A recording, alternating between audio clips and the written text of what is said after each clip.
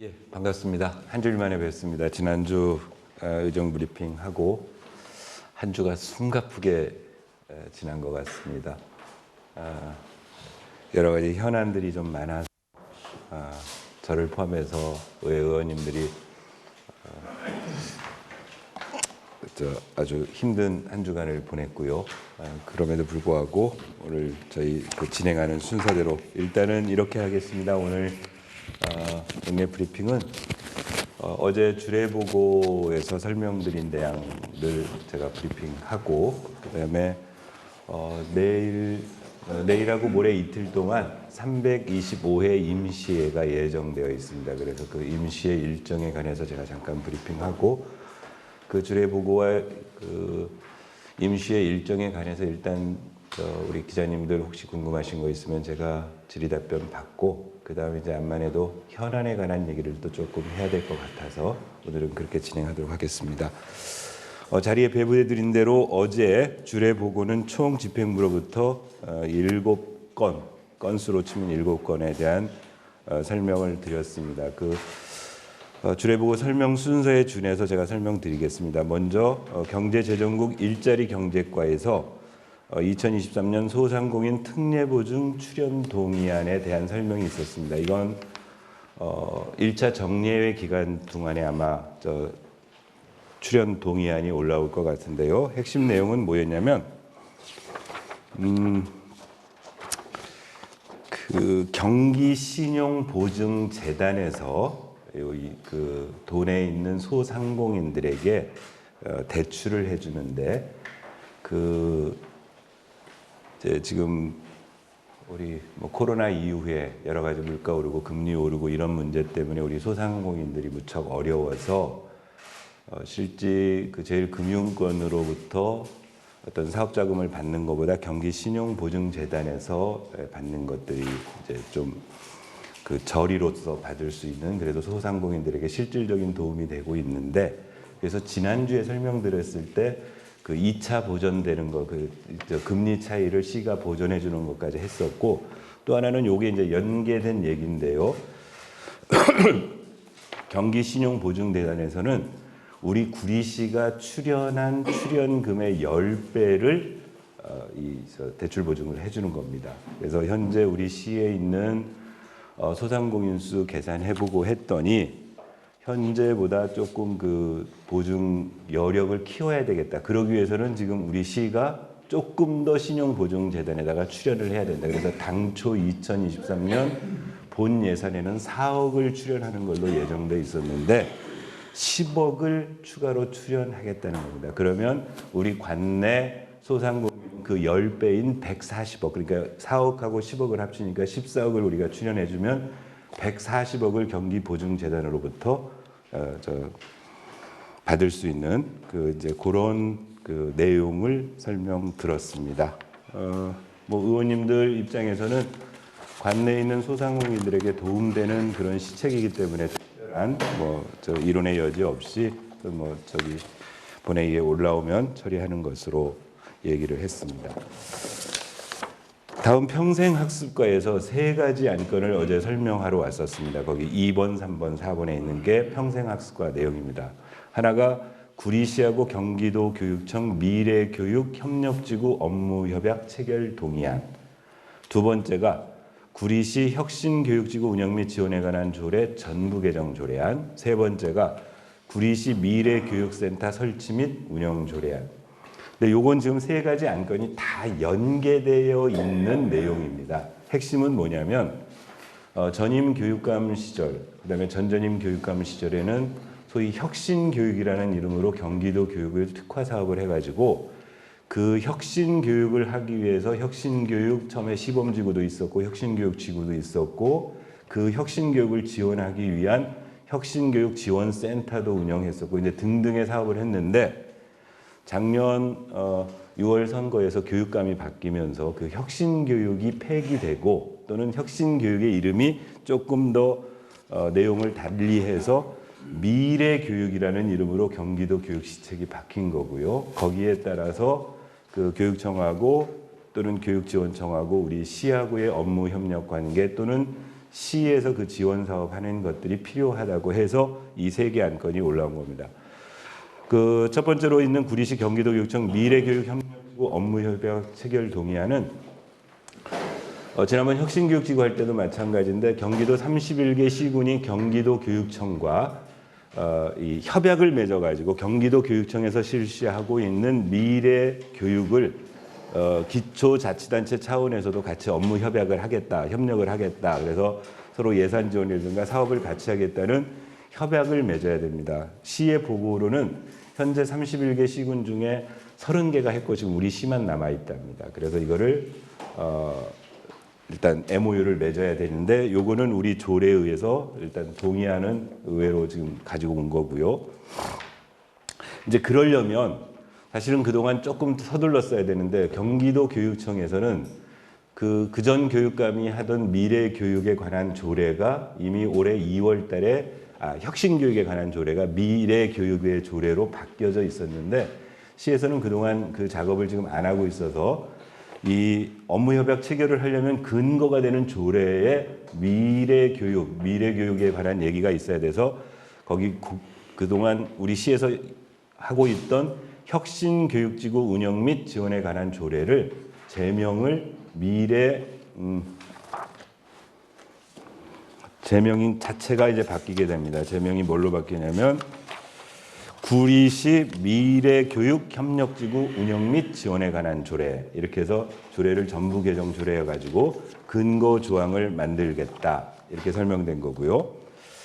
그다음에 현재도 이 혁신교육지구로 우리 시에서 지원을 하다 보면 시에서 이 혁신교육을 지원하기 위한 혁신교육지원센터라는 기구가 있습니다. 그 기구 역시도 이제 미래교육센터로 이름을 바꿔서 별도 조례를 만들겠다 해가지고 세 번째 있는 그 구리시 미래교육센터 설치 및 운영 조례안을 가지고 왔습니다. 이 조례안은 현재는 혁신교육지원센터가 있고 또 하나는 청소년 진로직업 체원 지원센터라는 센터가 이렇게 2개가 있는데 이거를 구리시 미래교육센터 설치 및 운영 조례안으로 하나로 묶어서 이렇게 시행을 하겠다 해가지고 조례 제정안을 가져왔는데 이제 어제 설명 듣다가 이 조례안에 대해서 좀 의회에서 여러 가지 의견이 있었습니다. 어떤 의견이냐면은 일단 경기도하고 미래교육에 관한 협력 사업을 하는 부분들에서는 의회에서도 이론의 여지가 없다. 그런데 마지막 세 번째 있는 미래교육센터 그 설치 및 운영 조례안을 설명하는 과정에 그 해당 제3조에 보면 센터의 설치 및 운영해가지고 구리시장은 다양한 교육 지원 사업의 개발과 운영을 위하여 구리시 미래교육센터를 설치 운영할 수 있다 하고 2항에 뭐가 나와 있냐면요. 시장은 필요한 경우 센터에 대한 별도의 명칭을 부여할 수 있다, 정할 수 있다 이렇게 됐어요.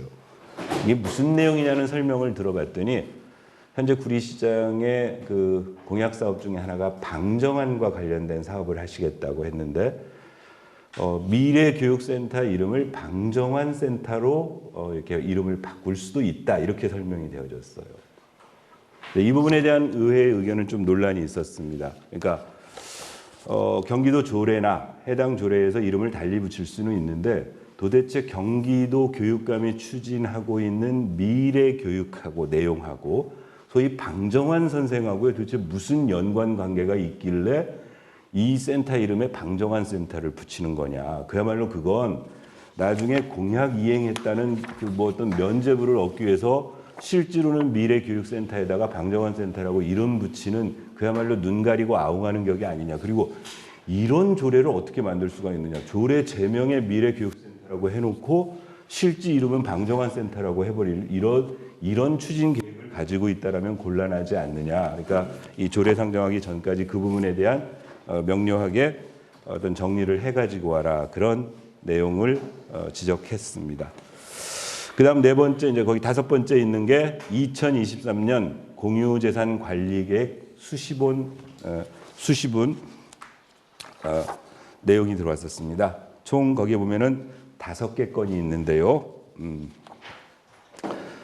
첫 번째가 있는 게 왕숙체육공원 실내 테니스장 건립안입니다. 현재 왕숙체육관에 가면은 체육공원에 가면은 총 17면의 테니스장이 있습니다.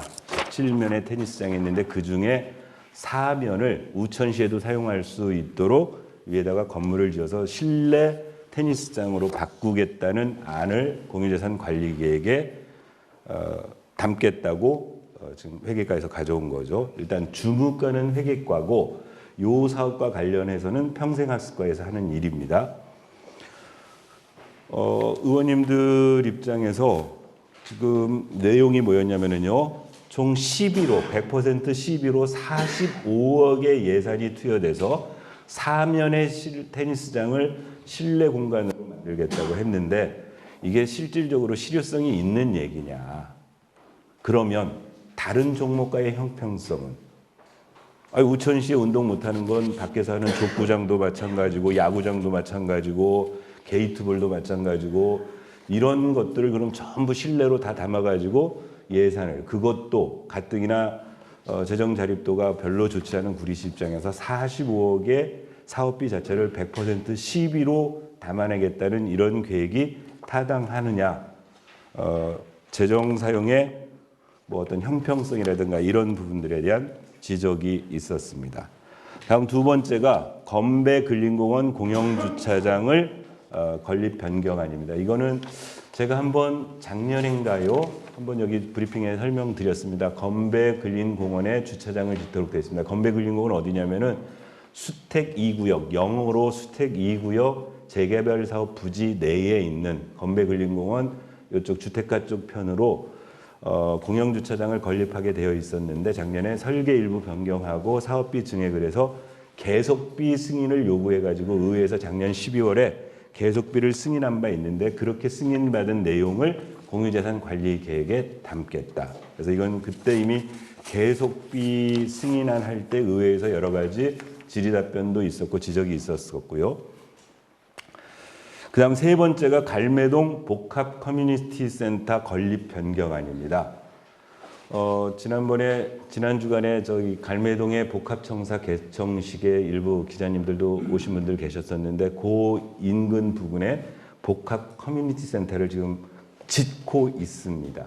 그런데 짓고 있는데 여기에 일부 이제 변경 사유를 뭐라고 했냐면요. 갈매동 복합 커뮤니티 센터 건립과 관련하여 민선 8기 시장 공약 사업에 따른 시설이 추가. 즉 백경현 시장이 공약 사업으로 그 커뮤니티 센터 안에 어린이 체험장하고 노인복지관 등을 추가하겠다고 공약을 해서 총 사업비가 30% 이상 증가하였고 중요한 건 그 다음입니다. 사업 추진 방식을 지금 현재 짓고 있는 이 사업은 재정사업, 즉 100% 시민의 세금으로 우리 재원을 조달해서 지금 짓고 있는 사업을 위탁 개발 방식으로 바꾸겠다. 그러니까 재원 조달은 추가적으로 재원이 당초에는 253억 정도 들어갈 예정이었던 사업을 이번에 변경하면서 총 490억 정도 들어가는 사업으로 변경하겠다는 거고 그렇게 증액된 재정을 사업비 자체를 재정에서 조달하기가 쉽지 않으니 위탁개발 방식으로 바꾸겠다. 마저 설명드리고 이거는 이제 지적사항을 하나 해드리겠습니다. 또 하나가 뭐가 있었냐면은 네 번째가 인창동 복합 커뮤니티 센터 건립안입니다. 인창동 복합 커뮤니티 센터는 옛날 인창동 동사무소 부지는 얼마 전에 그 자리에다가 다시 헐고 건물을 새로 지어서 인창동 행정복지센터가 들어가 있고 거기에서 멀지 않은 공간에 지금 소위 경의중앙선이 지나가고 있는 철로 옆 부지에 부지가 있는데 그쪽 부지에다가 현재 인창동 행정복지센터가 전체적으로 규모가 작아져서 주민들의 여러 가지 행정 서비스 소요나 문화 서비스 소요가 충족시키지 못하고 있으니까 별도의 건물을 짓겠다고 하는 겁니다. 그 시설을 역시 위탁 개발 방식으로 짓겠다. 왜 그러냐면은 여기도 사업비가 총 한 340억 정도 들어가는 사업으로 계획이 되어 있어서 이런 점이 지적됐습니다. 이 위탁개발 방식이라는 게 현재 우리 살림살이가 어려워서 쉽게 말하면 외상으로 일단 외부 재원으로 짓고 나머지 후손들의 자금을 그것으로 갚아가는 방식이거든요. 이제 그런 사업을 하고 있는 캠코가 됐든 그런 그 위탁 개발을 하고 있는 쪽에 적정한 금리 보전 그쪽에 관리 수수료까지를 해가지고 후손들의 재원을 먼저 땡겨 쓰는 건데 과연 이런 판단이 정확한 것이냐에 대해서 좀 더 폭넓게 시민들의 의견을 구할 필요가 있겠다. 더군다나 그래서 관련 자료를 요구해 봤어요. 공교롭게도 2016년 지금 백경현 시장이 당시에 그 보궐선거 재선거로 취임하시면서 그 전에 재정 사업으로 예정되어 있던 갈매동 복합청사, 지금 얼마 전에 개청한 복합청사하고 여기 여성행복센터 여기를 재정 사업에서 위탁 개발 방식으로 바꿨습니다. 그리고 추가적으로 그 백경현 시장이 재임하던 시절에 인창동 주민센터, 교문일동 복합청사, 발달장애인 평생학습센터 등을 위탁 개발 방식으로 개발하겠다고 추진하고 있었는데 그 뒤에 안승남 전 시장이 민선 7기에 들어오면서 위탁 개발 방식으로 예정되어 있던 사업, 그 후단부 3개를 다시 또 재정 사업으로 바꿔버렸습니다. 그러니까 이게 시장이 바뀔 때마다 어떤 시장은 재정 사업으로 가고 어떤 시장은 위탁 개발 방식으로 가고 그래서 사업 진행하는 중간에 그런 사업 방식이 지금 바뀌고 있는 부분에 행정의 효율이라든가 이런 일관성의 문제에 있어서 한번 따져보자. 또 하나, 아까 근원적으로는 결국 전임 두 시장이 재정사업과 위탁개발 방식의 사업으로 이렇게 양분된 이유는 뭔가 각자의 이유가 있었을 텐데 지금 시점에서 한번 전체적으로 위탁개발 방식과 재정 방식의 장단점이라든가 우리 구리시의 현황에 대해서 폭넓게 제대로 한번 토론해 볼 필요가 있지 않겠느냐, 점검해보자, 그런 지적을 했고 의회 입장에서도 이른 시일 내에 제 의장으로서는 이 두 가지 방식에 대해서 전문가들의 좀 자문도 좀 받아보고요. 그래서 왜냐하면 1차 정례 기간에 이 공유재산 관리 계획이 의회 본회의에 상정이 될 텐데 그때 의회 의견을 정하기 위해서는 그런 폭넓은 한번 컨센서스를 형성할 수 있는 공청회가 됐든 토론회가 됐든 자문회의가 됐든 등등의 그런 공론화 과정을 한번 만들어 볼 필요가 있다 이렇게 생각을 하고 있습니다. 마지막으로 공유재산 관리 계획의 수택이동 행정복지센터 및 공영주차장 건립 변경안입니다. 이건 지금 그 현재 이제 2차 주민 공람이 끝나고 의회 의견 청취가 이제 내일하고 이틀간 임시회 때 예정돼 있는 수택 2동에 있는 재개발 지역 안에 있는 내용입니다. 그래서 여기에 사업비가 좀 155억 원이었는데 당초 예상할 때는 이게 여러 가지 면적도 좀 증가하고 들어가는 시설도 증가하고 그다음에 기본적으로 물가 상승 등등으로 인해서 207억 원으로 사업비가 늘어나게 된다는 겁니다. 그래서 한 30%를 초과하니까 공유재산 관리 계획의 변경 요구하겠다.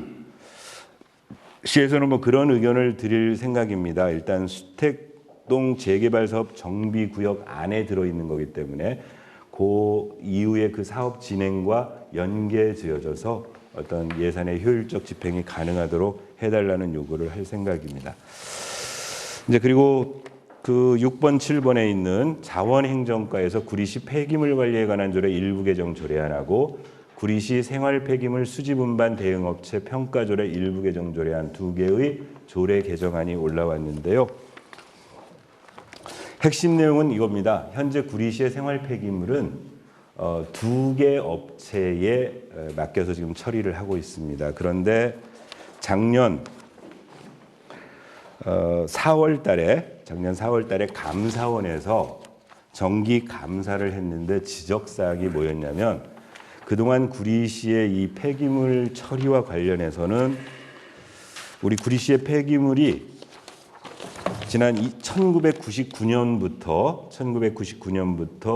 2018년까지는 원래 3개 업체가 처리하다가 중간에 1개 업체 문제가 생겨서 2개 업체로 줄은 상태로 매년 1년 단위로 수의 계획을 해가지고 연장을 하고 있다가 지난 2016년에 조례를 개정해가지고 이제 연장 수의 계약 3년씩 연장해서 수의 계약을 한 겁니다. 그런데 그때 당시에 연장할 수 있는 근거를 뭘 뒀냐면은 그 지금 2번째 조례 개정을 하고 있는 수집 운반 대형업체 평가 조례, 이 조례에 의거해서 평가를 해가지고 일정 부분 이상 그 성적이 좋은 데다가는 3년씩 이 수의 계약으로 연장을 해줘서 2번을 했는데 지난 감사원 감사에서는 그렇게 하는 것이 온당치 않다.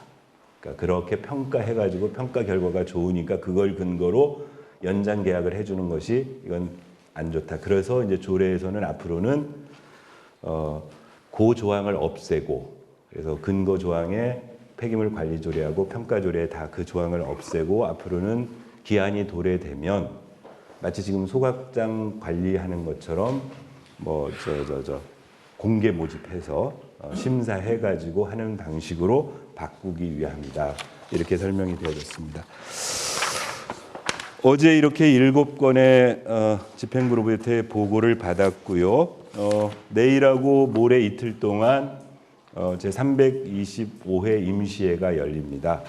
이건 집행부에서 개회를 요구해가지고 이틀간 열리는데 집행부에서 개회를 요구한 건 지난번에 설명드렸던 것처럼 당초에 수택동 일대 지금 수택 2동 지역에 있는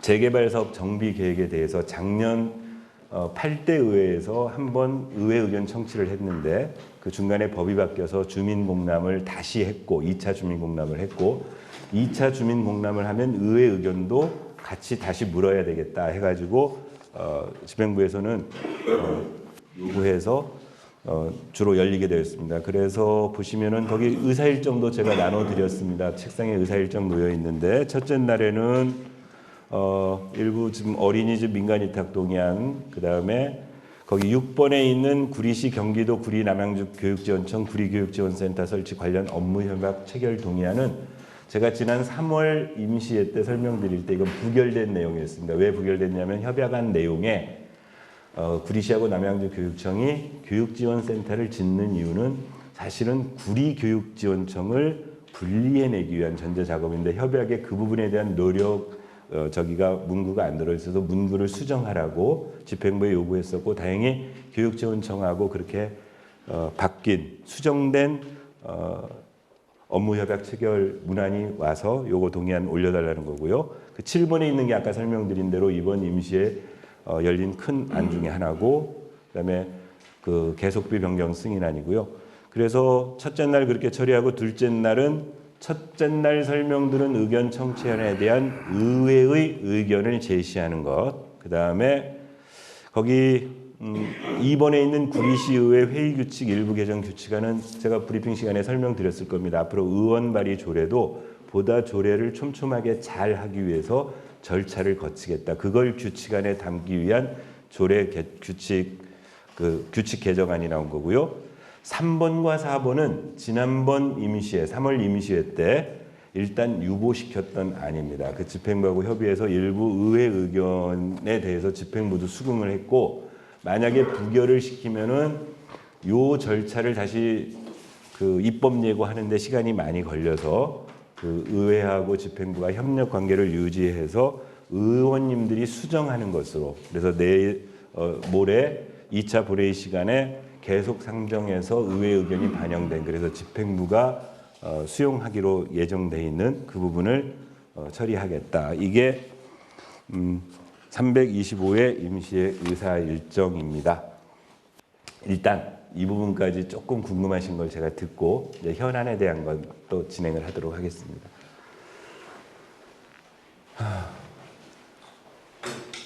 예, 박경기 기자님.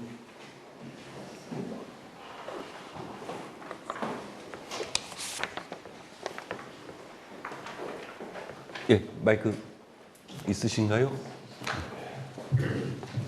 공익유재산 네. 여쭙겠는데요. 네네. 가연회동 복합 커뮤니티 변경안 이게 뭐 금액도 변경됐지만 재정 사업에서 위탁 사업으로 변경됐거든요. 네. 이게 위탁 사업이 20년 또는 30년 예. 분할 상환하고 네, 맞습니다. 우리 추가 비용이 위탁 수수료와 네, 이자가 발생합니다. 예, 맞습니다.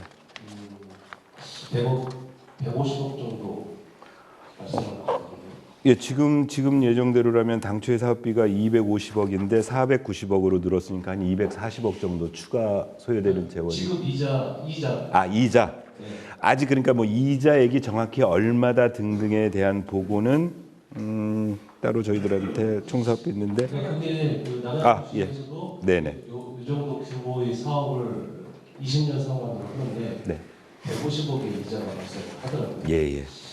그래서 이 발생한 문제가 과연 그 재정상으로 진행을 하면 이자라든지 위탁 수수료가 발생하지 않는데 네. 물론 이제 우리 재정 상황이 넉넉하지 못하니까 그런데 과연 그 지금 그 아까 말씀하셨듯이 일장동 복합 커뮤니티 센터로 네. 위탁 개발 방식으로 진행한다고 하는데 좀 우려스러운 게 사실 그 매년 지급해야 될 원금과 이자가 이 사업뿐만 아니고 다른 위탁 개발에서 계속 쌓이다 보면 구리시의 그 재정 상황이 열악한데 사실 이게 경직성 경비로 자리 잡는 거잖아요. 네, 맞습니다. 매년 뭐 100억씩 이자로 나간다. 원금과 이자로 한다고 하면 이 재정 운용에 굉장히 어려울 텐데 그 부분에 대해서 의외의 생각은 네, 아니 그래서 의회도 그 부분을 지정한 겁니다. 그러니까 결국 사실은 본질적으로는 그런 거잖아요. 가정 살림이나 시의 살림이나 우리가 벌어들이는 돈, 쓸 수 있는 돈을 엄밀하게 계량해서 우리 능력 범위 내에서 일을 처리하는 게 가장 합리적인데 이제 소위 위탁개발 방식이라는 방식 자체가 현재 상황은 어려운데 일은 해야 되겠으니 땡겨 쓰는 겁니다. 일단 돈 꿔서 일단 지어놓고 그걸 이후에 이자라든가 관리 수수료라든가 해서 내는데 아까 그래서 제가 표현이 후손들의 자금을 먼저 땡겨 쓰는 꼴밖에 안 되거든요. 그런데 이게 과도하게 많아지면 첫 번째 결국 살림살이를 규모 있게 하라는 기본 취지에서 어긋난다. 두 번째 후손들에게 피해가 간다. 세 번째는 자꾸 이 방식으로 하다 보면 사실은 자치단체장 입장에서는 제가 공약한 사업 제 임기 내에 하고 싶은데 재원 부족으로 못할 사업을 위탁개발 방식으로 시작하면 그냥 다 됩니다. 그런데 그 뒷감당은 누가 할 거냐는 거죠. 그래서 이 즈음에서 한번 적어도 좀 그 뭐 재정학자들 또는 우리 구리시 살림살이를 아는 분들 또는 언론 뭐 이렇게 해서 같이 현재 구리시 입장에서 어떤 사업 방식을 하는 게 가장 합리적이겠느냐라는 그런 공론회장이 좀 필요하겠다. 그런 것도 없이 그냥 이렇게 공유재산 관리계획에 반영해 오는 것 자체는 온당치 않아 보인다. 또 심지어 이게 얼마나 졸속으로 된 거냐면 심지어 인창동 복합 커뮤니티 센터 건립안 같은 경우는 현재 그 부지가 아직 시가 매입하지 않은 사유지입니다.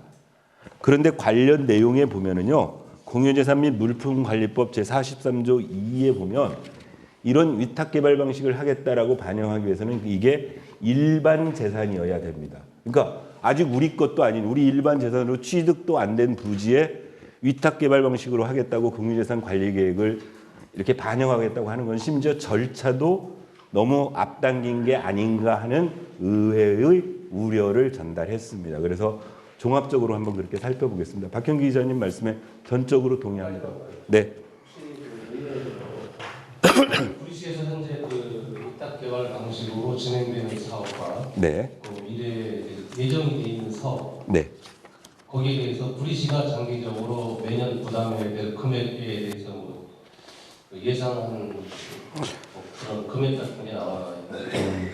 그건 뭐 없고 집행부에다가 추계를 요구해 보겠습니다. 그렇게 했을 때 매년 소요되는 예산, 향후 20년 계약을 했을 때 또는 30년 계약을 했을 때 현재 시가 위탁개발 방식으로 하겠다고 제한되어 있는 사업들을 자료를 통해서 우리가 부담할 부담 총액에 대한 추계치까지를 추가적으로 자료 요구해 보겠습니다. 그러니까 이따가 사업을 진행할 때마다 금액은 자꾸 늘어나 쌓이려면 네.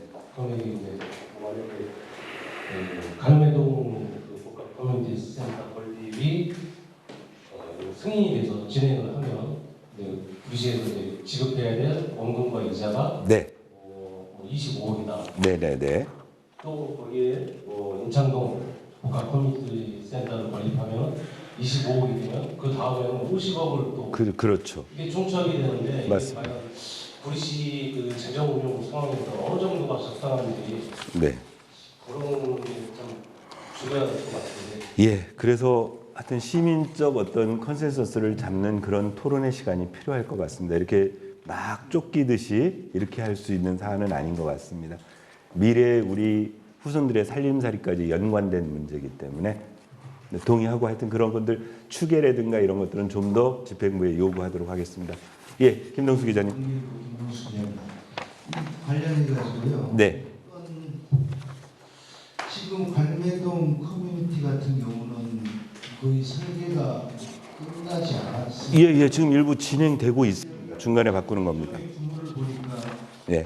4층에서 5층까지 한 층이 더 올라가는 건가요? 네. 네네. 5층에 있다 뭘 하겠다는. 아까 설명은 시장의 공약 사업인 어린이 체험장하고 노인 복지관 시설이 추가돼야 된다는 겁니다. 그게 한 층이 올라가니까 이렇게 규모가. 예. 그리고 하여튼 뭐 전체적으로 층간 예정 층간은 다 이렇게 배치를 의회 보고를 했는데 일단 그 당초 계획에 없이 추가적으로 들어가는 공간이 있어서 일단 증축을 해야 되고 층을 올려야 되고 그래서 사업량 자체가 늘어나면서 사업비가 한 240억이 뛰는 걸로 그렇게 나와 있습니다. 이게 혹시 지금 기자 생활을 저도 구리에서 한 4년만 했는데요. 이제 이 정권이 바뀔 때마다 연계가 안 돼가지고 이런 좀 아쉬운 부분이 있는데 이 부분은 전임의회에서 제 기억으로 의장까지 하셨던 박서민 의원께서 네. 이게 사안이 있을 때마다 이 재정으로 하는 사업하고 위탁, 탱코, 네. 탱코를 통해서 하는 사업 그렇게 지적을 많이 하고 구리시의 그 재정 여건으로 봐서 뭐가 분당하냐 타당하냐 그래서 논란도 많았고 이제 그 방향은 또 이제 재정으로 가는 방향으로 많이 미전 7기에서 했는데요. 의장님께서 이 관련해 가지고 이제 더 검토하고 주민들 공청회나 뭐 설명회 등등 통해서 한번 합리적인 것을 보겠다고 하시니까요. 이 부분은 진짜 이 구리시의 어떤 대면 해결을 위해서도 굉장히 좀 짚고 넘어가시고 합리적인 결정을 해야 될 걸로 보여집니다. 이게 우리 지금 현 시장께서는 뭐 대충 아시다시피 위탁을 선호하시고 예. 그리고 전임 시장 7기에서는 또 이제 의회에서도 박석인 의원께서 이제 그런 의견 쪽에서 재정을 이렇게 많이 돌리고 이렇게 했는데요. 이번 의회에서는 잘 좀 해서 했으면 좋겠습니다. 네, 명심하겠습니다. 저희도 박석윤 전 의장님이 이 위탁개발 방식과 관련해서 의회에서 발언하신 내용들 속기록에서 저 역시도 찾아보고 있고 그런저런 여러 가지 장단점에 대해서 그 시민들의 어떤 공감대를 형성할 수 있는 그런 기회를 한번 만들어 보도록 하겠습니다. 일단 이 건은 아직 뭐 이번 회기에는 이렇게 안 하고. 아니요. 일단 지금 어제 주례보고에서 설명했던 얘기는 1차 정례회. 1차 정례회는 6월 1일부터 개회할 텐데 1차 정례회 때 의회에다가 공유재산 관리계획 변경안을 올리겠다는 거고 일단 의회 입장에서는 여기에 대한 판단을 좀 여러 가지로 다각도로 의원님들과 협의해서 해보도록 하겠습니다. 한 가지 더 여쭤볼게요. 네. 이 6번 항 자원행정과 이거 폐구로 관련 대정조례안. 네. 이 건이 이제 그동안 수의로 이렇게 해왔던 걸 이제 공개로 이렇게 한다는 그런 네. 설명을 했던 것 같은데요. 네. 그럼 지난번에 듣기로는 12월부터 진행해오던 업체들이 이 조례 개정 조례안의 내용에 따라서 진행된 게 아니었나 보죠.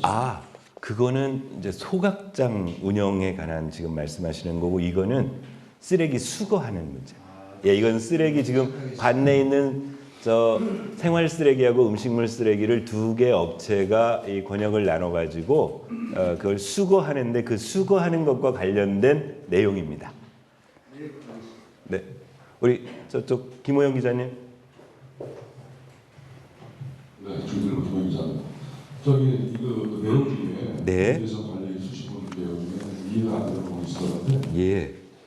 사업비 253억은 전체 건물을 포함한 사업입니까? 아니면 일개체 주축에 관한 전체 사업입니다. 전체. 사업입니까? 네네네. 전체 사업비가 지금 253억이었는데 예, 그러니까 당초에는 부지 면적은 똑같겠죠. 그리고 사업 규모가 지하 2층, 지상 4층, 건축 면적이 2,050회배, 연면적이 6,800제곱미터로 사업비가 253억이 들어갔던 사업을 근데 253에서 네, 지금 추가되거나 변경된 사업이라면 한 개층을 더 네. 주축하는 의미잖아요. 예. 그래서 어떻게 바뀌었냐면은 지하 2층에서 지상 5층으로 바뀌었고 건축 면적은 바닥 면적이니까 바뀔 이유 없죠. 연면적만 당초에 6,800에서 지금 11,200으로 상당한 부분 늘어나게 되어 있고 그러면서 사업비가 490억으로 그것 때문에 의문스러워서 여쭤보는데 네.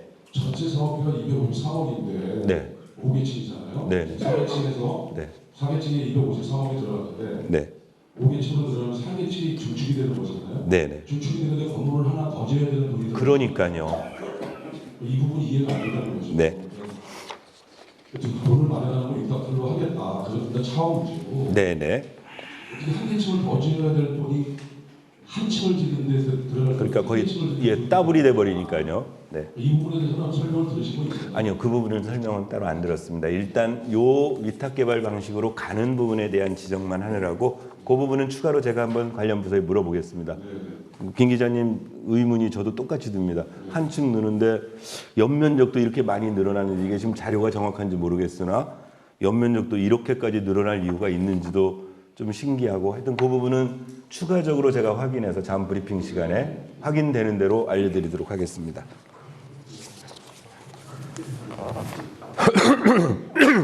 또 질문 있으실까요?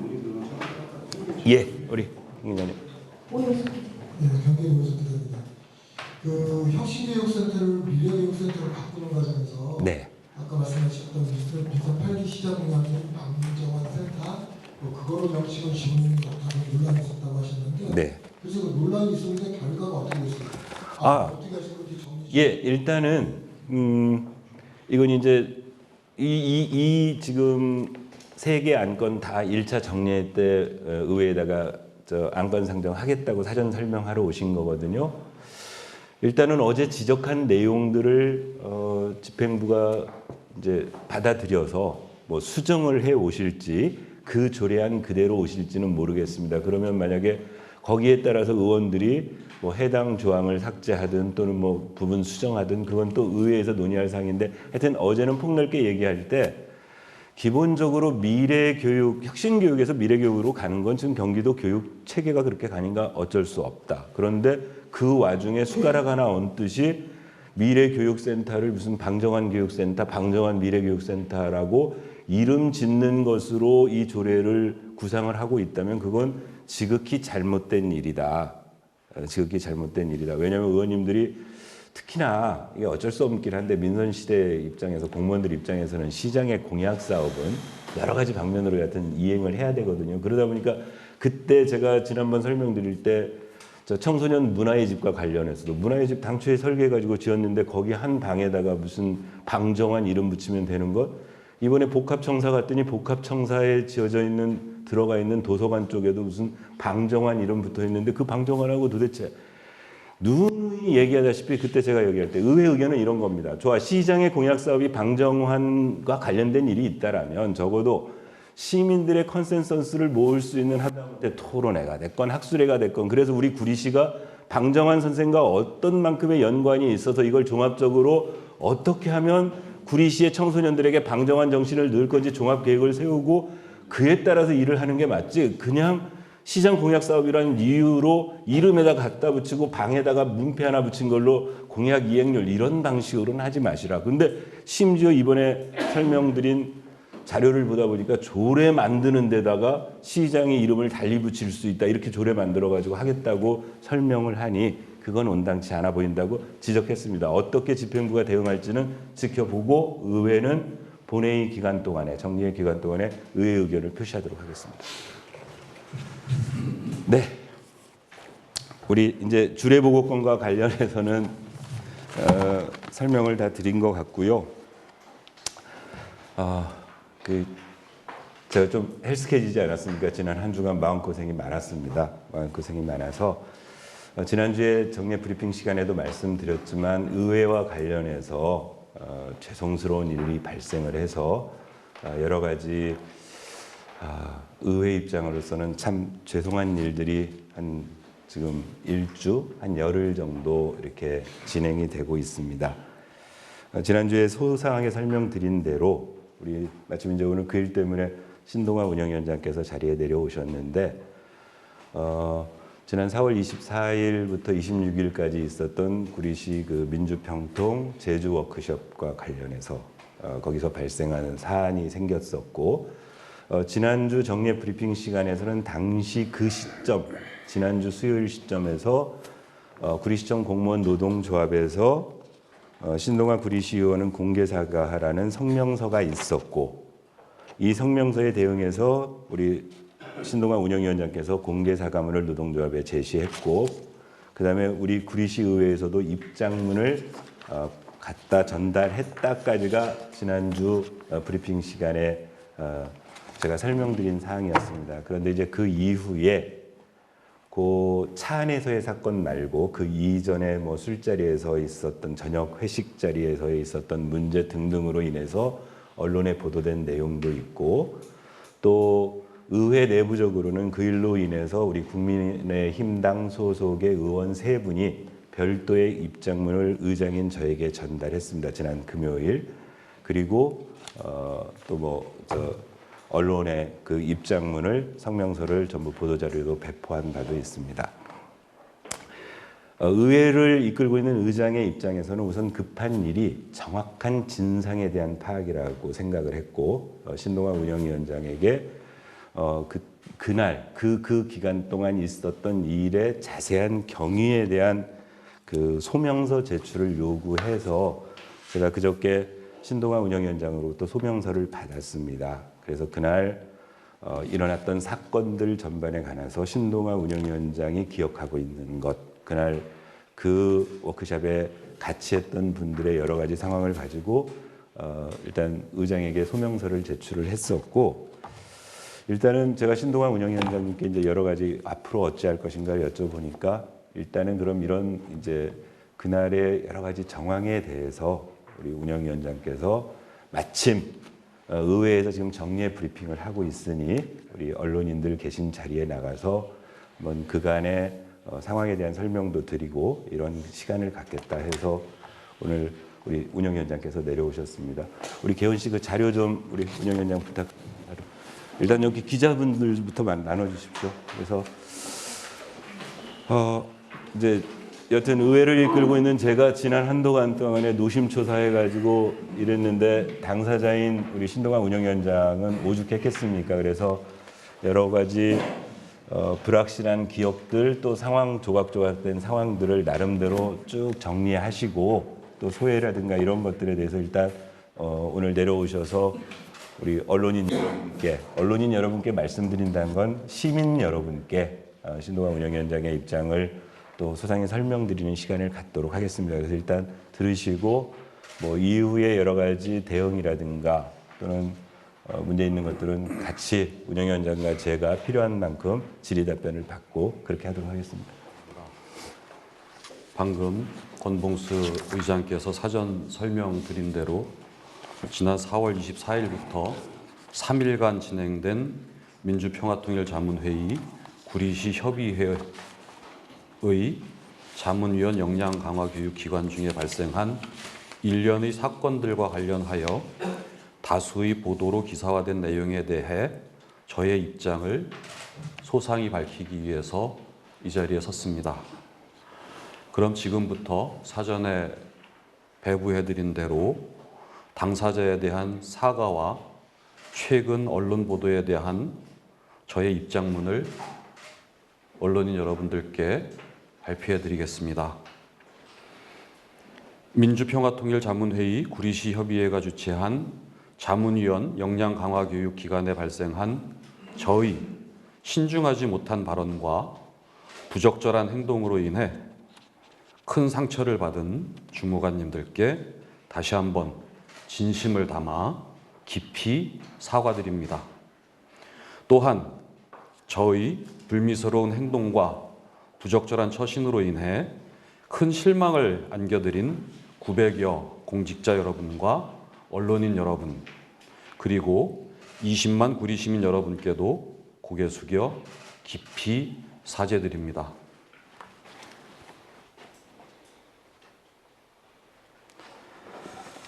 그럼 지금부터 무거운 마음으로 당시의 상황과 저의 입장을 솔직하고 담담하게 진술해 드리겠습니다.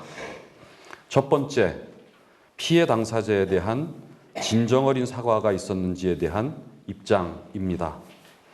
저는 이번 사건과 관련하여 지난 4월 29일 오전에 피해 주무관님께 직접 전화 통화를 통해서 첫 번째 사과를 드렸습니다. 5월 1일 오전에 구리시청 공무원노동조합 위원장님의 항의 방문 때에도 저의 부적절한 행동에 대한 사과 및 재발 방지를 약속했습니다. 이후 5월 2일 오전에 구리시청 공무원노동조합의 신동화 구리시의회 의원은 구리시청 공무원에게 공개 사과하라는 제목의 성명서가 채택되었고, 성명서의 내용은 첫째, 신동화 구리시의원은 해당 직원을 직접 찾아가 사죄하고 공개 사과할 것. 둘째, 구리시의회는 이번 사건과 관련하여 재발 방지를 위한 방안을 발표할 것 등이었습니다. 하지만 제가 근무부서로 해당 직원을 불쑥 찾아가는 것은 오히려 2차 가해의 우려가 있다는 판단에 따라서 노조위원장님 입회 하에 노조 사무실에서 직접 사과할 수 있도록 주선해 주실 것을 부탁드렸습니다.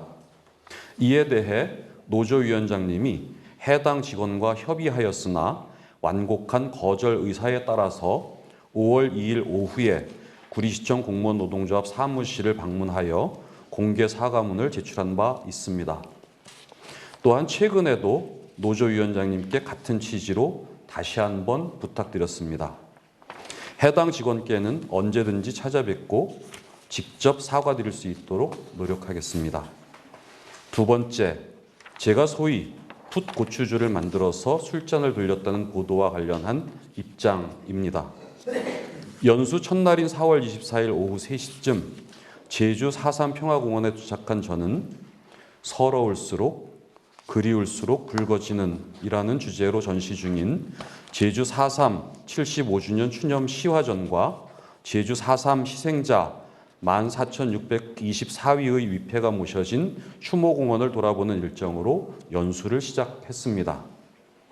이번 연수는 4.3 평화공원을 시작으로 항일기념관, 국제평화센터, 제주 해군기지, 황우지 해안, 가마오름 동굴진지 및 알뜨르 경납고 등 일본 제국주의에 의해 저질러진 전쟁의 상흔과 제주 4.3 사건의 무거운 역사 현장을 답사하는 다크 투어리즘으로 진행되었습니다.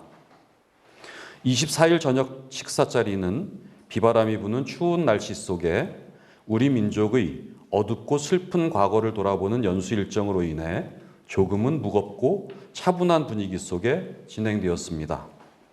식사 시간이 조금 지나면서 움츠렸던 몸도 차차 풀렸고 몇 분이 좌석을 옮겨가며 분위기를 부드럽게 만들었습니다. 저도 참석자 한 분의 제안에 따라서 7 테이블의 식사 자리를 옮겨 다니며 건배 제의와 함께 술잔을 주고받은 사실이 있습니다. 그러던 중 일부 언론에서 기사화한 소위 풋고추주 사건이 발생한 테이블에 제가 갔을 때는 다른 분에 의해 이미 이 술병이 만들어진 상태로 참석자 상호 간에 술잔을 주고받고 있었습니다. 저 역시 그 자리에서 해당 당사자로부터 이 술잔을 한 잔 받았으며 같은 테이블의 참석자에게 의례적으로 술잔을 건넨 사실이 있습니다.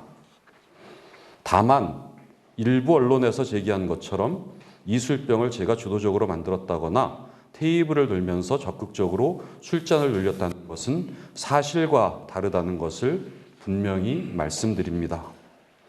이와 관련하여 이 술병을 주도적으로 만든 당사자가 지난 5월 5일에 모 언론사와의 인터뷰에서 이번 평통 워크숍은 코로나 때문에 4년 만에 열린 이번 임기 마지막 행사로서 문제의 그 술병은 흥을 돋구기 위해 내가 만들어서 우리 테이블에 있는 사람에게만 돌린 것이다. 신동아 의원은 과는 관련이 없다라고 당시 상황을 밝힌 바 있습니다. 보다 자세한 내용은 당사자의 사실 확인서를 첨부하였으며 식사 자리에 참석한 많은 분의 확인 및 증언으로 충분히 소명되었다고 생각합니다. 세 번째, 식당에서 숙소로 이동하는 버스 안에서 벌어진 불미스러운 사건에 대한 저의 입장입니다. 저녁 식사 자리가 모두 끝나고 식당에서 숙소로 이동하는 버스 안에서 일어난 사건에 대해 말씀드리겠습니다. 버스 안에 저와 가까운 자리에 앉아있던 두 분의 남성 주무관님들과 처음에는 나이와 담당 업무 등을 물어보는 일상적인 대화로 시작하였으나 여러 가지 농담을 주고받던 와중에 외모와 관련한 부적절한 표현을 하게 되었습니다. 특히 버스 통로를 사이에 두고 대각선으로 앉아있는 한 남성 주무관님의 뒷머리 부분을 한 차례 가볍게 가격하는 큰 실수를 저지른 사실이 있습니다. 저의 이러한 신중하지 못한 발언과 부적절한 행동으로 인해 마음에 큰 상처를 드린 데 대해 피해 당사자인 주무관님들께 다시 한번 진심으로 사과드립니다. 저는 이번 일을 계기로 더욱 자숙하고 구리시의 의원으로서의 본래의 역할과 의정활동에 최선을 다해 전념할 것을 엄숙하게 약속드립니다. 끝까지 들어주셔서 감사합니다. 이상 저의 입장을 언론인 여러분들께 말씀드렸습니다. 질문 있으신 기자님, 한국에서 표시해 주시기 바랍니다.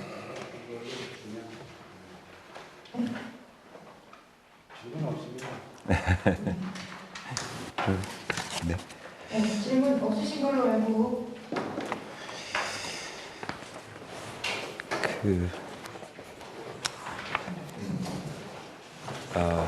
처음에 말씀드린 대로 무척 마음이 무겁습니다. 여하튼 일어나지 않아야 될 일이었는데 일어났고 그 부분에 대해서 좀 의회 입장에서 죄송하다는 말씀, 그리고 시민과 함께하는이라는 의회 캐치프레이즈처럼 시민들의 정서, 시민들의 그 기대 수준에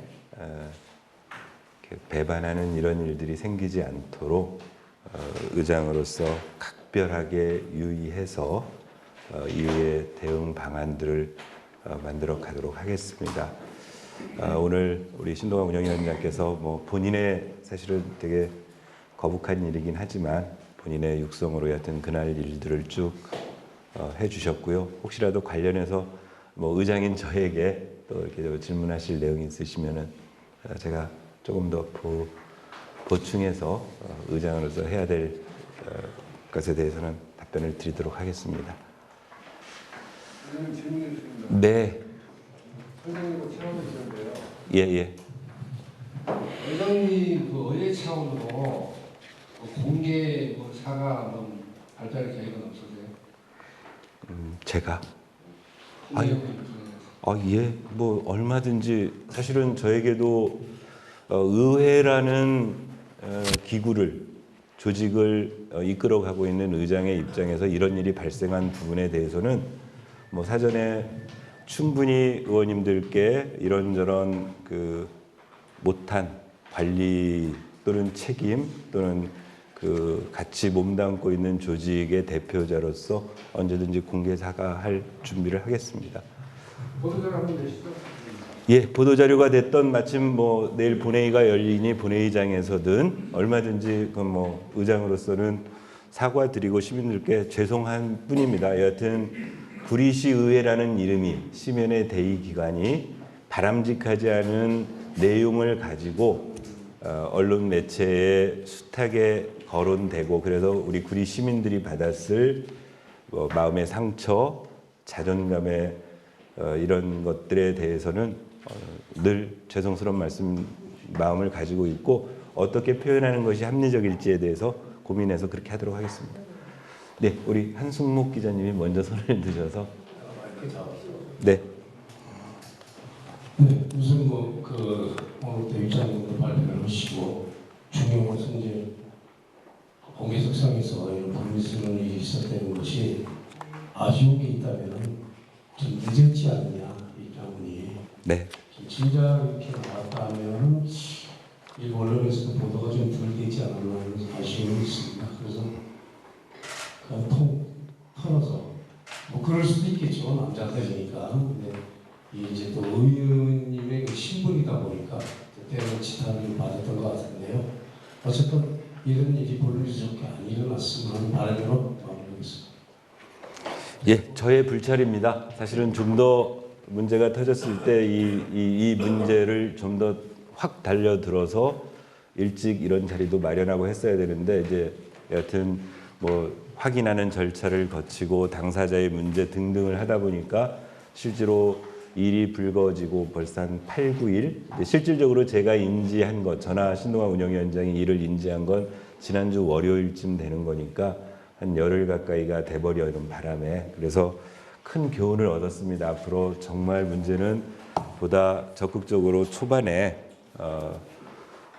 제 나름대로 하여튼 이렇게 대응을 해야 되겠다라는 그런 교훈을 얻었습니다.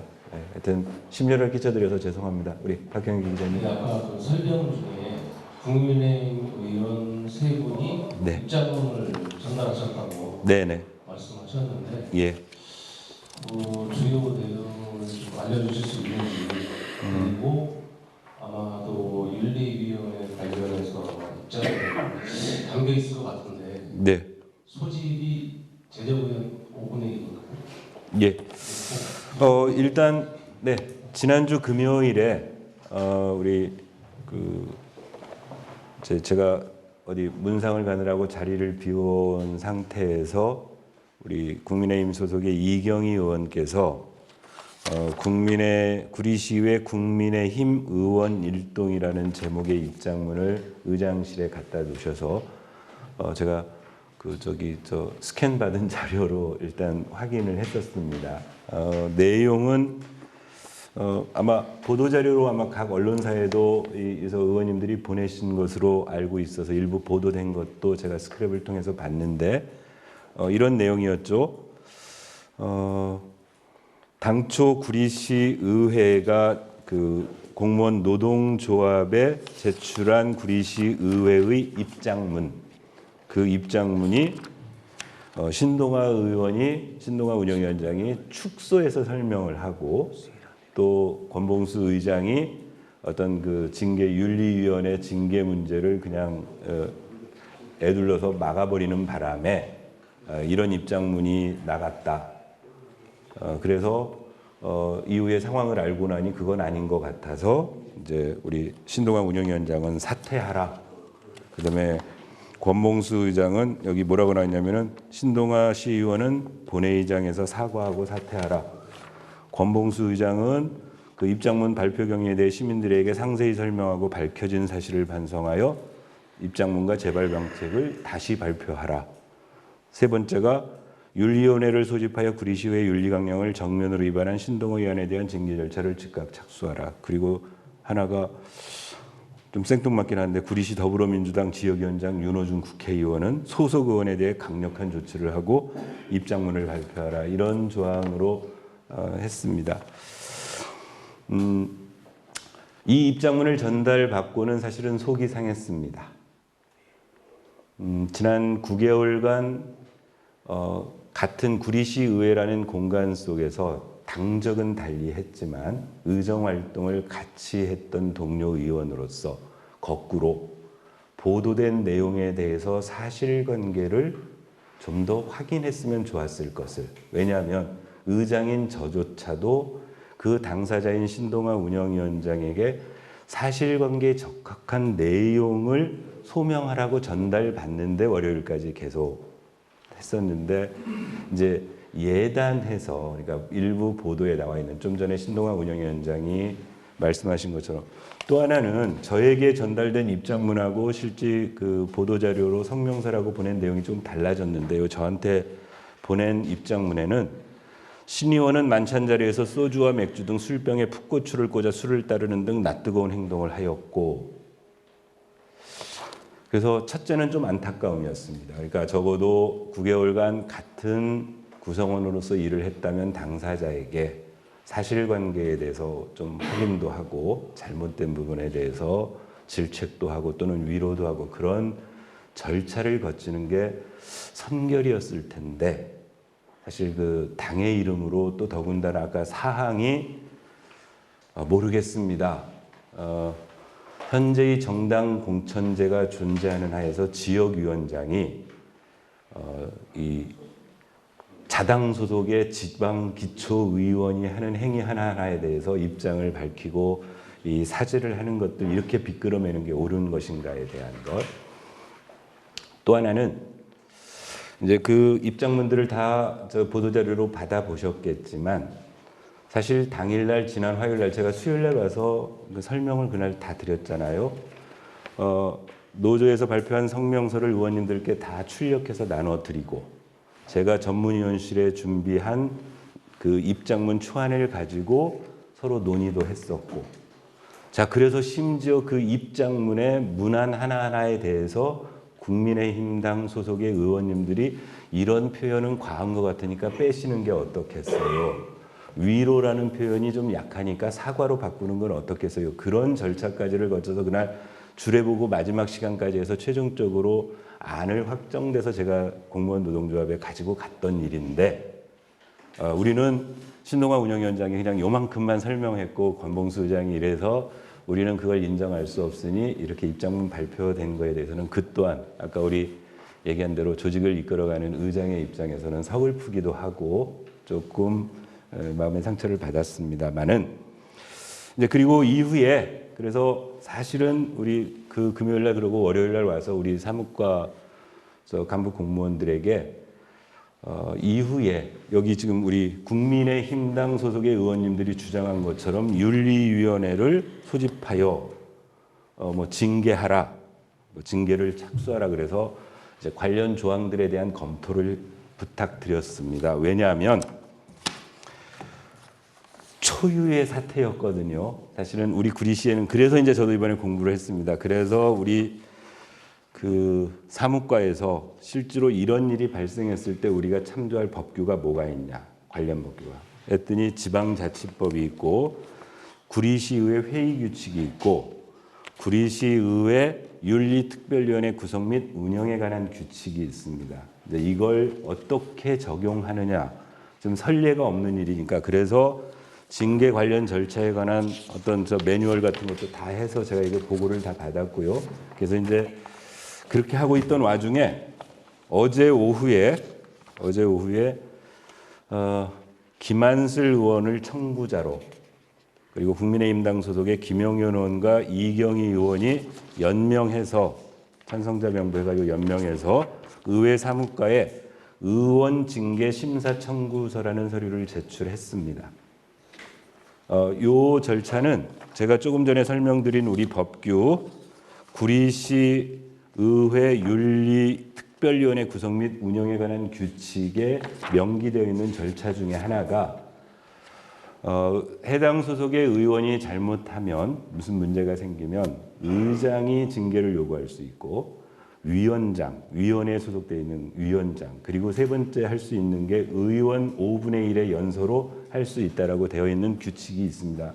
혹시 한번 참고해 보시면 아마 그 절차에 따라서 징계 심사 청구를 요구했고요.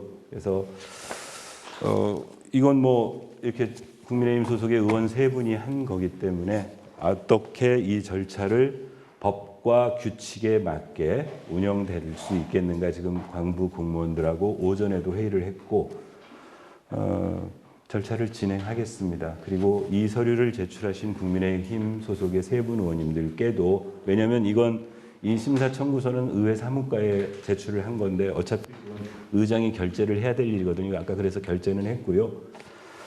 그분들의 구체적인 앞으로 이 지금 의원 징계 심사를 지금 청구했으니까 그분들의 진위가 어딘지 어떤 절차를 요구하는 건지 어떻게 하는 건지에 대해서 논의를 제가 따로 의장실로 좀 모시고 얘기 듣고 그래서 법과 절차에 따라서 진행하도록 하겠습니다. 네, 우리 오 기자님. 직접 보고 듣지 못했으니 그림이 그려지진 않아요. 네. 당시 상황에 대해서 입장문을 보니까 부적절한 행위가 있었던 게 분명해 보이는데 네. 그 입장문은 우리 신동환 위원장님께서 직접 작성하신 건가요? 네. 저한테 소명서 냈고 보니까 지금 저한테는 그 입장문을 아니고 저한테는 소명서를 냈는데 지금 입장문 들으면서 제가 소명서 쭉 넘기면서 보니까 뭐 거의 비슷한 내용인 것 같습니다. 저가 의회에 제출한 소명서하고 그 내용을 우리 시민들이 조금 편안하게 들으실 수 있도록 좀 구성을 해서 낸 것 같습니다. 세 번째 사건에 네.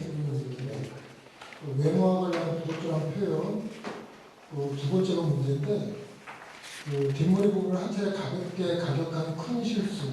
저는 요 표현이 한 차례 가볍게가 들어가고 큰 실수라는 게 들어가지고 둘 중에 하나 표현할 것 같아요. 가볍게를 빼든지 큰을 빼든지 어떤 게 맞는 건지 솔직한 입장을 좀 우리 위원장님께서 말씀해 주시겠어요? 한 차례 가볍게 가격했는데 큰 실수라고 표현해서 뭐 의도는 그랬습니다. 버스 통로 사이를 두고 앉아 있어서 대화하던 중에 그 공무원께서 창밖을 보셨나 그래서 그러니까 저는 정말 의도는 그분을 부른다는 의미로 어쨌든 저의 의도는 그랬습니다만 본인께서는 얼마나 당황하시고 화가 나셨겠어요.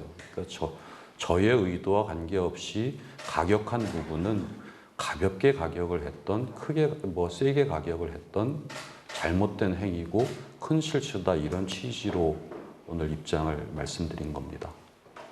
그러니까 뭐 가볍게 가격했다는 표현을 이해하겠습니다. 네. 그런 취지로 이해해 주시면 고맙겠습니다. 마지막으로 네. 시현님의 해명에 따르면 일부 언론의 보도가 오보라고 생각이 되는데 거기에 대해서 의장이나 시민분의 자기하고 법적인 대응을 요구하겠다. 어떤 적절한 대응을 하겠다라고 생각하는데 그럼 거기에 대해서는 어떤 결론이나? 검토해 보겠습니다. 그러니까 그 일부 내용 중에 약간 사실관계가 다른 부분을 명확하게 하자면 이제 지금 좀 전에 우리 오 기자님 말씀하신 대로 차 안에서의 상황은 뭐 나의 취지와 상관없이 벌어진 일에 관해서 해석의 문제에 따라서는 우리 문제 제기의 당사자인 신동환 운영위원장도 그 뭐 인정한 부분이기 때문에 큰 논란이 아닌데. 다만 이제 그 전 단계의 모 언론에서 얘기한 무슨 술을 만들어서 그걸 XX주를 돌렸다라고 하는데, 네 일단 만든 부분은 당사자도 부인하고 아까 확인서 첨부된 내용처럼 만든 게 아닌 거는 사실이 아닌 게 확실하고, 뭐 돌렸다는 부분도 우리 당사자는 그 좌석에 있는 분들에게 받았으니까 이렇게 따라준 정도를 지금 현황으로 아까 설명을 하셨는데 기사를 보면 그날 그 뭐 좌석이 7개 있다는데 7개를 가지고 들고 다니면서 따르는 것처럼 느끼게 쓰여져 있는데 그건 이제 약간 부분적인데요. 지금 뭐 일단은 1차는 그 기사의 가장 당사자인 신노관 운영위원장이 고심하고 있는 것으로 알고 있고요. 그 고심에서 내린 뭐 예를 들면 그 뭐 기사에 대해서 바로잡아 달라는 어떤 절차를 진행하는 부분에 대해서 일단 당사자가 고민을 하고 있는 것 같고, 그 고민에 대해서 의회 입장에서는 공동의 뭐 책임도 있고 공동 대응할 수 있다라면 의장으로서는 지원하고 같이 그렇게 하도록 하겠습니다. 저는 개인적으로 네, 우리 저 여성시대 네네 이정화 기자님. 저는 개인적으로 마이크 주세요. 제가 목소리가 크니까 네. 다 들리시죠? 저는 개인적으로 의회와 심의원님이 너무나 늦게 네. 해명을 하셨다. 그 점에 대해서는 의회와 심의원님 책임을 져야 된다고 생각해요. 네. 왜냐하면 몇 분의 기자님들이 저희 의원님한테 요청을 한 걸로, 인터뷰 요청을 한 걸로 알고 있습니다. 그런데 그 요청에 대해서 이 말을 쳤기 때문에 어떻게 보면은 발빠르게 대응을 했더라도 이런 문제가 나왔을까요? 에 대한 아쉬움이 있었고요. 네. 두 번째는 이 페이지 직원과 협의하였으나 완곡한 거절 의사에 따라서라고 이야기를 했거든요. 왜 직원은 그렇게 이게 이제 가설일 수도 있고 그분하고 직접 말을 안 해봤기 때문에 팩트를 알 수는 없지만 왜 이분께서 이러한 조치를 취했을까에 대한 살짝 개인적인 제 의문이에요. 그런 의문이 올라왔습니다. 아쉬웠다면 의회와 심의원이 빠르게 대응하지 못했다는 점. 네. 저는 그 부분에 대해서 조금 아쉽다고 말하고 싶어요. 네.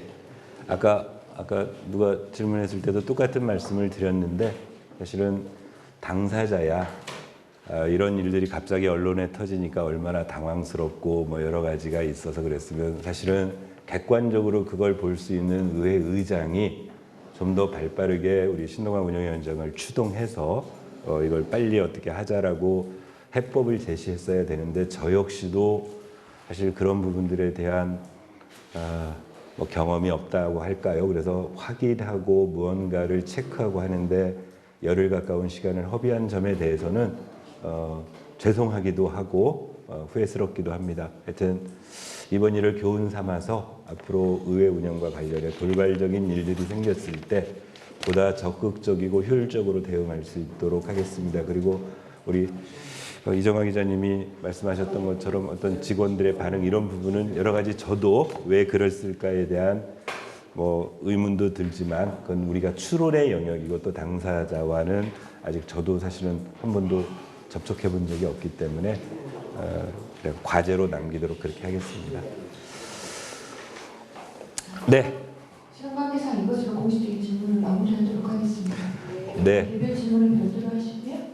더 이상 질문 없으신 것 말고 이것에서 의장님 브리핑을 하시도록 예, 제가 마무리 좀 하겠습니다. 하여튼 그 의정 브리핑을 통해서 시민들에게 의회 또는 집행부가 하고 있는 일을 보다 적극적으로 알리겠다는 취지에서 시작된 의정 브리핑이었는데 오늘 이런 뭐 별로 바람직하지 못한 현안으로 이렇게 설명을 드리게 돼서 죄송스럽고, 그런데 거꾸로 보면 그동안 우리가 이렇게 여러 언론인들이 도와주셔서 이 의정 브리핑이 정례화되고 이런 공간이 있고 이런 기회가 있음으로 인해서 어찌 보면 그래도 조금 늦었지만 우리 의회가 저지른 잘못에 대해서 또는 의원이 실수한 부분에 대해서 시민들에게 좀 더 빠르게 사죄하고 또 같이 머리를 맞대고 보다 이렇게 다른 방향으로 나갈 수 있는 계기가 될 수 있었다고 생각해서 늘 이렇게 도와주신 언론인 여러분께 감사드리고 앞으로도 이 정례 브리핑을